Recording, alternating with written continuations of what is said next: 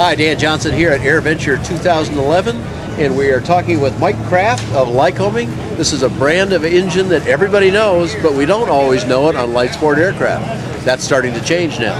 Mike, welcome to AirVenture. Thanks for this hard work on the engines. We see them on some airplanes here. We're going to look at the airplanes more.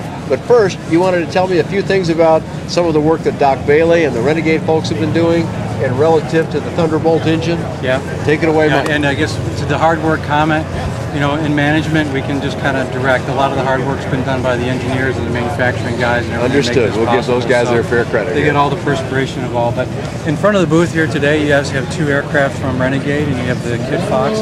There's other OEM light sport aircraft manufacturers and kit builders that are working with us on the engine. I think the biggest part of it is we had a group of kit builders at the factory that were looking at the Lycoming portfolio and weren't quite satisfied with what they saw, and literally told them, well, let's go have some pizza and some drinks after hours and let's see what we can come up with. So we started with the 235 and said, I'd like to do this, this, and this on it. We came up with the initial concept. That was a few years ago, and now we're in the phase of it's real, it's flying, and hopefully rolling out and meeting a great customer response. So these aircraft have the 233 in it. And there's two varieties the way we're doing these right now. Direct to the OEM is a more standard configuration. Via Thunderbolt, you can get a Thunderbolt custom. So the aircraft over here to my left has got fuel injection on it. It's got a different type of ignition system, you know, basically customizing it on the Thunderbolt side. This engine over here is the more standard engine with electronic spark ignition system, vertical updraft carburetor, you know, 19 horsepower at rated RPM, and you know, about close to 40 pounds lighter than your standard 0235. So we're pretty so you proud cut of about what 40 pounds out of it, and you could maybe touch on a couple of the things that you did to achieve that, because that's pretty significant weight loss against the total it started out at. And then you reference the engine with the fuel injection and I think some different ignition systems. Yeah. But is that something you're moving toward, or is that just an experiment to see how that works? Well, the experimental market always has a broader range of options that we can customize for them. So and that particular aircraft is still experimental. Yes, that particular aircraft is still experimental. But he does have SLSA approval on his airplane, so they would be using this engine. Is that correct? So you have. They have a variety of ways that they're trying to serve here on the Renegade side. The best thing is to talk to Renegade on that. But from the engine side, Thunderbolt's experimental. We have a lot of different options on there. On the more standard ASTM qualified side, it'll be a more standardized product, as well as we're going to Part 33 certification on it. You asked how we managed to get there. The single biggest item that we did was going to electronic spark ignition and doing away with two magnetos, along with all the stuff inside the engine that's required to drive those. That's probably the single biggest hitter. What kind of weight did that series of steps alone? Oh, now you're taxing my engineering. Well, give me a rough ballpark here. I think that we probably took out close to, we took out close to 7 to 8 pounds. We won't hold you to we won't hold your feet to the fire. But it was significant. 70 pounds? 70? No, 7 to 8 pounds. 7 to 8 pounds. Right. Okay, I thought that was a lot there. And then we went after the sump and accessory housing, started ring gear, managed to put in hydraulic lifters for the tappets on that stuff. So we added that. You added that in. Added that in. It was a little more weight, but and what did that do for the engine? That gets you out having to do the mechanical adjustment on your rocker arm. You have to do that. So it's more of a maintenance. So lower maintenance issues then. Lower maintenance issue. What kind of TBO have you got on this engine? Well, the 0235 now, and this shares the same power section of the 0235. The 0235 has a 2,400 hour TBO. 2,400 hours. That's like one of the big numbers in aviation then for a piston engine. Yeah, I mean the 0235 has got a lot of history to it.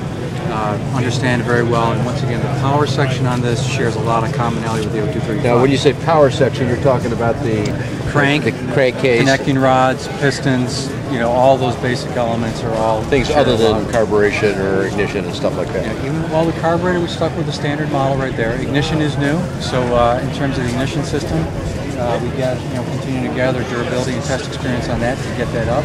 But it's very unlike your magneto. You're going to have a different service interval on the electronic spark ignition, and it looks very promising for us. How does the engine? I'm hesitating on exactly how to ask this because I'm not looking for a retail price, because that's rarely what anybody pays. It comes as part of an engine or some other package, but put it into a ballpark estimate for me, Mike, about how this engine compares cost-wise with, let's say, the Rotax or Jabiru that have been dominant in this sector. We're going to be very competitive with those. They can stay in the ballpark of those guys. I mean, most people know Lycoming to be bigger engines and, of course, higher cost. Therefore, so some people have said, well, it'll be too costly to go to Lycoming. Well, part of the cost on that is there's a lot of features that we customize on the engines for the aircraft. When we went into this category, we said, listen, we're going to have to narrow down the options, consolidate it. So it's got one standard starter, one standard alternator. You know, about the only option. I see some of the other guys in the GA world are asking for different kinds of those pieces. Yeah, is that if right? we want to keep the cost down, we have to keep the configuration pretty standard. More volume but that way. In an aircraft like this, you don't need a lot of options. Now, you've also we're talking about Renegade and Kitfox here, but you're also talking to, I've seen the installation over in Europe on the Technum. Yes, the P92. And somebody else is talking to you about an engine on other publicly announced Brumby of Australia on their model. I'm trying to remember all the. You got the American Legend here. American Legend is using it. The folks from FK Light Plane in Germany are talking about an engine for their Comet because they would like to do some aerobatics in it. So we actually, via the Thunderbolt line, we've actually equipped engines with the aerobatic kit in the 235 as well. And Lycoming as a company is okay with aerobatic application of these engines? And the aerobatic kit installed, absolutely. Oh, sure, with the right elements and components that are necessary to do that, inverted oil and some of those kinds of things, I assume. The inverted oil system and the experimental model, once again, talking about a very different type of situation. Sure, understood.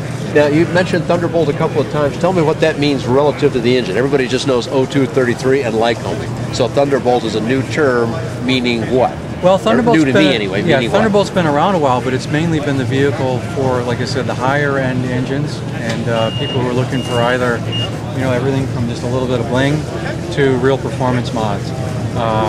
Bling is not a term I normally associate with engines. So. But I mean, quite frankly, you mean the shiny cylinder covers? Yeah, shiny cylinder, the custom paint jobs. You know, at that level, it's anything that moves you out of kind of a standard certified production engine into the experimental world. So it's anything from a custom paint job to some real performance mods. On the extreme end of it, okay, you have the things that we did for one of our Red Bull racing pilots to John Sharp's engine at the Reno races. So there's some stuff out there that's pretty extreme. So here's kind of Thunderbolt 2. Huh? Yeah, Thunderbolt is really, to give you an idea, Thunderbolt is kind of the engineer's playground at Lycoming. So it's a concept area. It's allowed us to push some technology areas on the engines. It is purely experimental, and there's different degrees of performance. Well, experimental, but this is going on a certified aircraft in the sense of a light sport being certified. Some people recognize that term as a little different, and it's true it is. Right. But if you actually go to the website, you can see that there's 3 different levels of Thunderbolt. There's kind of the extreme, the signature, and the other ones. And we try to describe pretty much for the owners what level they're dealing with there.